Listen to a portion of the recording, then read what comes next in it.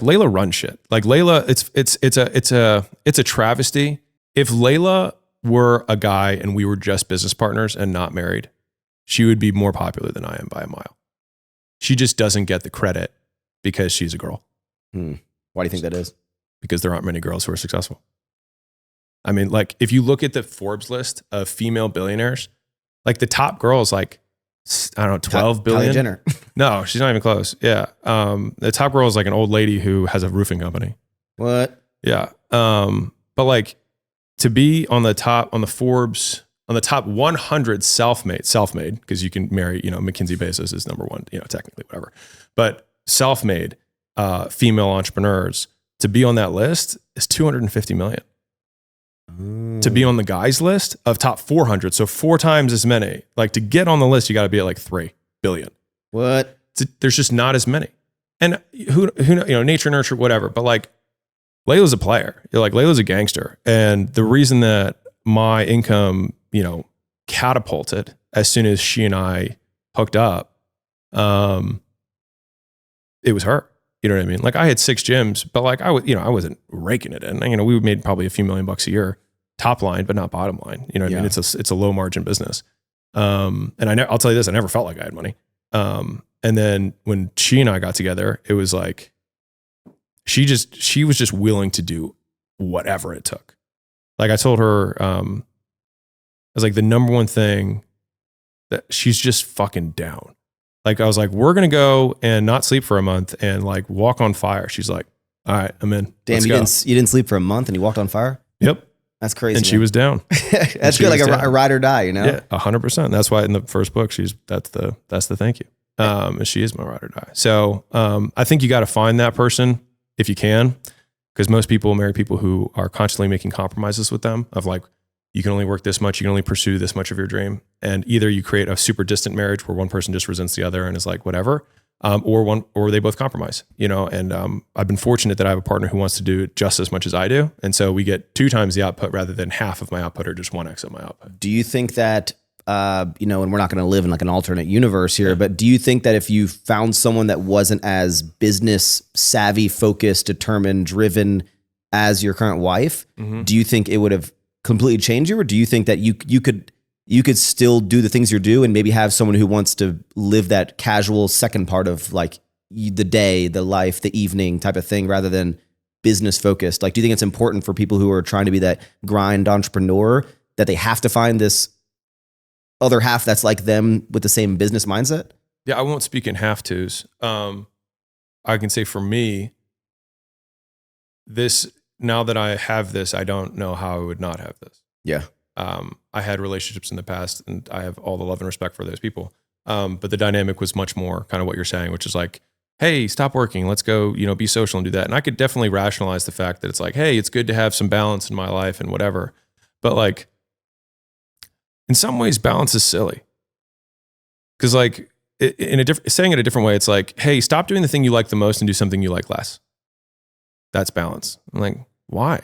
Why don't I just do more of the thing I like more of? Like a lot of it is just taking external judgments on what we're supposed to do based on some arbitrary societal rule and projecting it on our lives and saying what we're doing is good or bad. And I just fundamentally reject that. Like we do what we want to do. And if we want to work for 30 days straight, then we work for 30 days straight. And if we want to take 3 days off, we take 3 days off. Like it just is. So do you think that people, I think there's a lot of the mindset, especially with the whole, like red pill stuff of like, especially when you're trying to build. I'm not super familiar with that. Okay.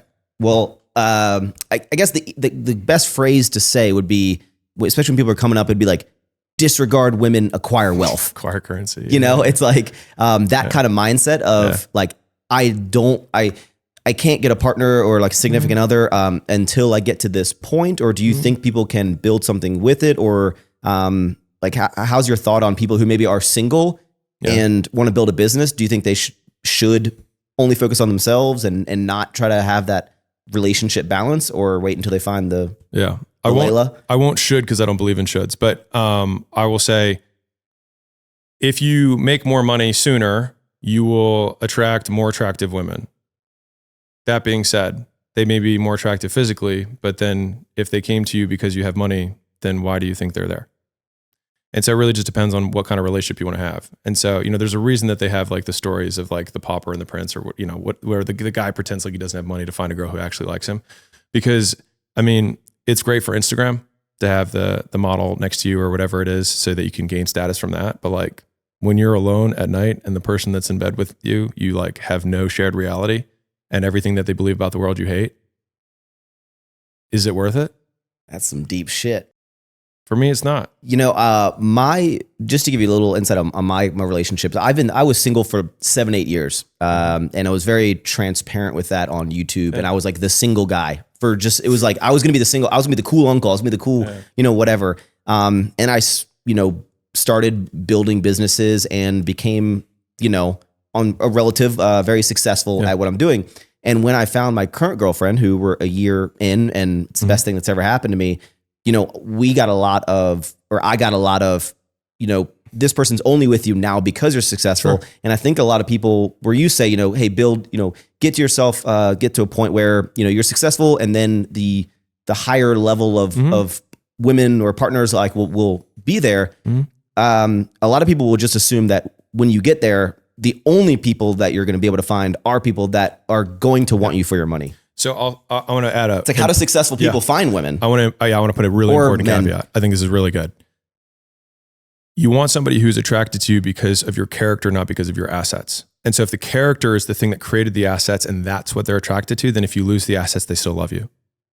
If they're attracted to you because of the assets and what those assets can do for them, and you were just a part of that package, then that is something that I would run the other way from. But again, that's me. There are people that I know who have that relationship, and from everything that I can see, are very content, and they have clear expectations. They know that it's a transactional relationship. And this isn't guy girl, the guy where the guy's making it. The girl knows that when, daddy has to work, daddy's going to work. You know what I mean? Then she understands that her lifestyle is a result of the fact that he works. And she's less demanding because he says, I can't have you demanding. And if I'm here and we only see each other for 2 hours a week, and it's when we go to the pool thing and you have your girlfriends around, that's how he unplugs. I think it's really not about the shoulds. It's about about what works for you. For me, I want a partner who I can share my life with, the battles, the scars, the things that we're going through. And for me, if I don't have somebody that I can share that with, I feel very alone, and I don't like that. And so, or rather lonely. And so I've been in relationships where I feel unbelievably lonely because I just feel like I'm the only person going through this. And so having her as my partner, we can talk about business all day, which is all I want to do anyways. And it's all she wants to do. And it's great. You know what I mean? And again, this is just what works for me. Some people don't function that way, and that's fine. You know what I mean? I would just say that if what you're currently doing is not working, consider an alternative. Yeah, I agree. What is going on, guys? I am Max Tuning, your host. I hope you enjoyed this little clip. If you want to see the full, magical, lovely episode, just click the link down in the description or search Don't Be Sour on your favorite podcast streaming service. And remember, thank you for tuning in.